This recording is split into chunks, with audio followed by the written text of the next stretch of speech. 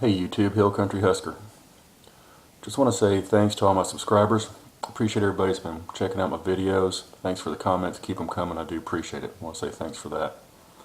The other day I was watching on television one of my favorite religious pastors. He's since passed away several years ago, but they're still running his broadcast, I guess, in syndication or rerunning them, whatever. So I'm not sure from what year this had come. And talking on the topic of faith and the basis of his teaching for this time was the just shall live by faith. And I guess it's mentioned in the Bible three times. Habakkuk, I can't remember, maybe the book of James, and a third place. I'm not really a big Bible scholar, but anyway, the just shall live by faith, and it kind of got me to thinking. I've known that for years, decades. I mean, at my age, it's not the first time I'd heard that, but it kind of sparked when he had mentioned that, and got my mind to turning. What do the majority of people? What do people put their faith in? I'm a firm believer in that. You put your faith in God. You do that first, and I think just about everybody that you talk to will say, well, yeah, sure, yeah, I have faith in God, I have faith in Jesus Christ, and yeah, sure. But a lot of these people are the same ones that, while they say that, they really put their faith in the government to provide for them. They put their faith in the government to provide for their retirement. They put their faith in the government to provide for their food, their income, their place to live. They put their faith in the government for, in some cases, for their cell phones. So really these people are putting their faith in the government to meet their needs. Now, I'm not saying that faith in God will provide you with a cell phone, but there's nothing God can't do. The basic premise is that you look to God first. But back on what we put our faith in, I think we find more and more that we're putting our faith in others, other things. I believe that you should put your faith in God first, and then secondly, behind that, you should put your faith in yourself. Okay.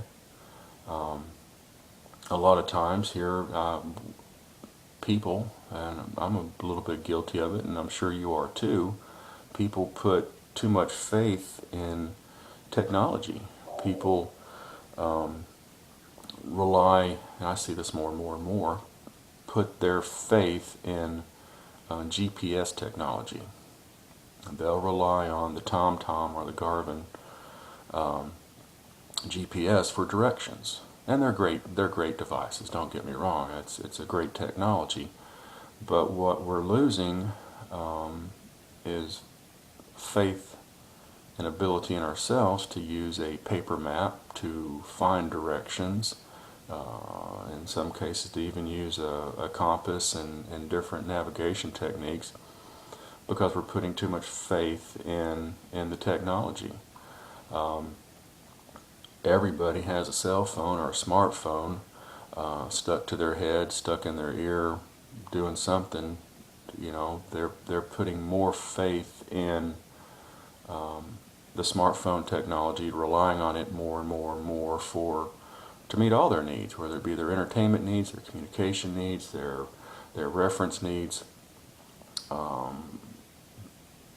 putting faith in the technology and taking faith out of their own ability. Another one I've seen, and this is nothing new to me, is people are putting their faith in the schools to raise their kids.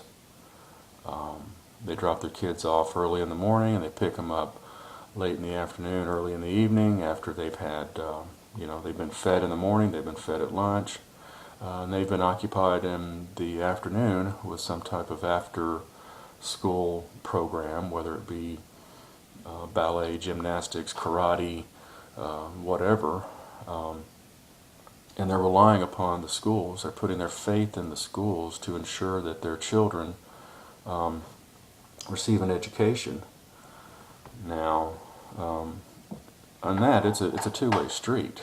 Not two-way street. It's a two-pronged approach, I meant to say. Sure, the schools are important, but it's also you have to have involvement in reinforcing and monitoring and helping and teaching your children yourself.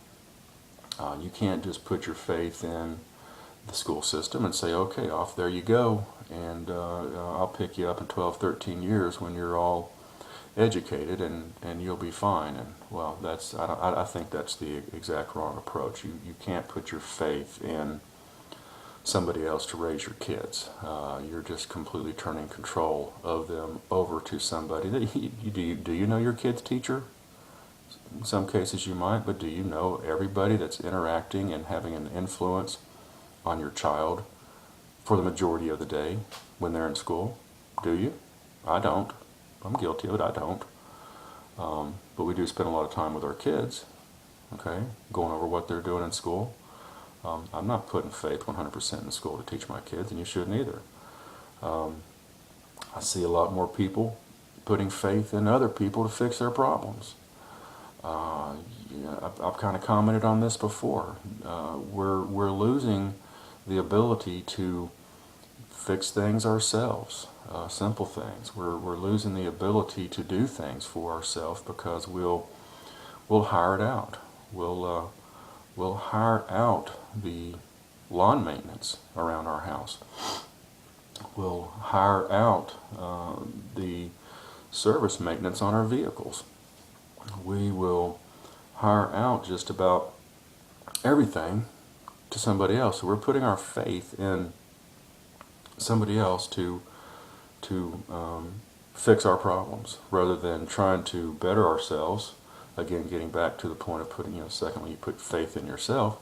We're getting away from that because, why should I bother when I can sit here and watch the basketball game while somebody else is out there cutting the grass, and I don't need to worry about it. I'll just write them a check when it's done, and I'll sit here eating my Doritos, and everything will be fine. I'm not into that. I don't like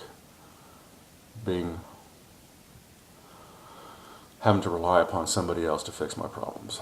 I want to try and do it myself first. Now, in some cases I can. I do have to hire some things out, but I'm going to try and fix it myself first, at least to the ability that I can. I'm not going to put my faith into somebody else to fix my problems. We're also putting our faith in others to make decisions for us, important decisions for us.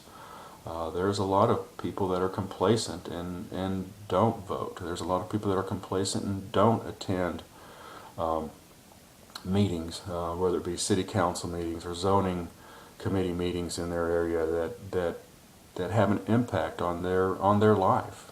Simple things that they should be having some involvement with because it affects them. But no, they're putting their faith in somebody else that they don't know. They've seen me. If you're on the local level, you got a councilman, you voted for him. You saw his face on a billboard stuck on a ranch fence somewhere. Maybe he might have come by your house, introduced himself. Hey, I'm running for a council place, whatever. Maybe you might have met him. You don't know him.